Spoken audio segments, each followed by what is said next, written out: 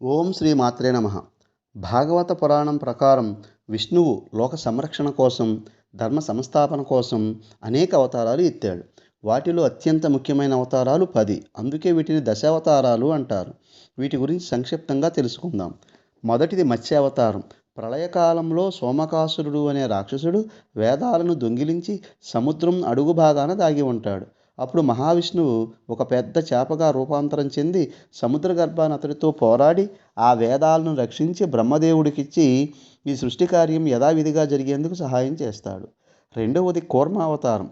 పాల సముద్రాన్ని దేవదానవులు మదించుటకు మందర పర్వతాన్ని కవ్వంగా చేసుకుంటారు. అది సముద్రంలో మునిగిపోతూ ఉంటుంది.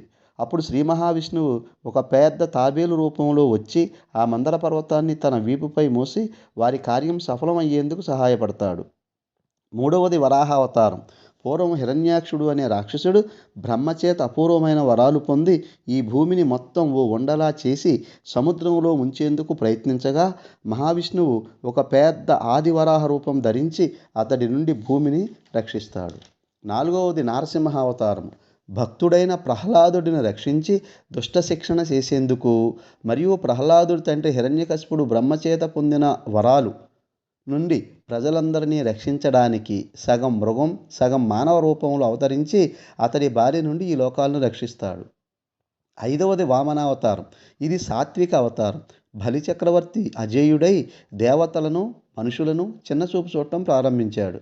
అతడి బారి నుండి సర్వజనులను రక్షించేందుకు ఒక బాలబ్రహ్మచారి రూపంలో 3 అడుగులు దానంగా పొంది త్రివిక్రముడై అతడిని పాతాళలోకానికి పరిమితం చేస్తాడు.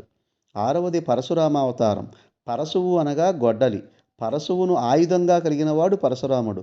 భూమిపై అధర్మవర్తనులైన క్షత్రియులను అంతమొందించడం ఈ అవతారం ప్రధాన ఉద్దేశం. ఏడవది రామావతారం. సంపూర్ణ మానవ అవతారం. ఒక మామూలు మనిషి నైతికత సచ్చీలతలతో ఎలా నడుచుకోవాలో ఈ సమాజానికి పరిచయం చేసిన గొప్ప అవతారం. అందుకే రామో విగ్రహవాన్ ధర్మః అంటారు. ఎనిమిదవ అవతారం కృష్ణావతారం. మనం ఎన్నో కష్టాలు పడిపోతున్నాం అనుకుంటాం, కానీ దినదినగండంగా బ్రతుకుతూ ధర్మ సంస్థాపన చేసి చూపించిన వాడు శ్రీకృష్ణుడు.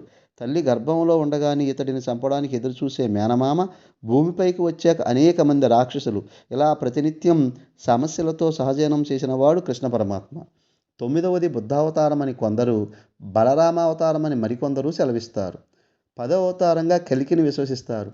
కలియుగంలో ఎప్పుడు ధర్మం నశించి అధర్మం తాండవం చేస్తుందో అప్పుడు ధర్మరక్షణ శిష్టరక్షణ కోసం భవిష్యత్తులో ఉద్భవించబోయే అవతారమే కలికి అవతారము. ఓం నమో నారాయణాయ.